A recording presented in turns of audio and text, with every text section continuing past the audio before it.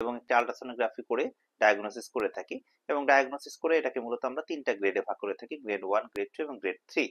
আপনার ভেরিকোসিল যদি already grade 3 তে চলে যেয়ে থাকে, সেক্ষেত্রে আসলে অপারেশনই একমাত্র উপায়। ওষুধ খেয়ে এ ধরনের গ্রেড 3 যে ভেরিকোসিল সেটা কমানো যায় না।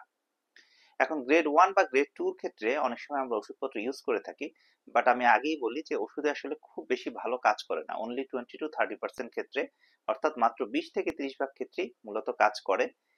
এবং এই ধরনের ওষুধ দিলে দীর্ঘমেয়াদী ওষুধ দিতে হয়, অর্থাৎ 2 থেকে 3 মাস পর্যন্ত এই ধরনের ওষুধ চালাতে হয়।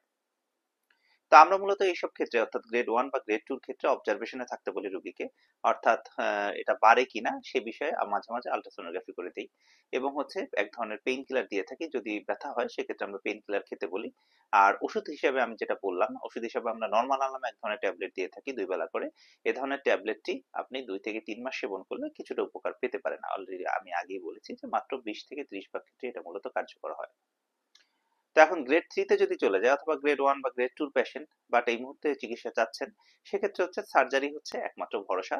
এবং সার্জারি করলে এই ধরনের অপারেশনের ক্ষেত্রে 80 থেকে 90% ক্ষেত্রেই কার্যকর হয়।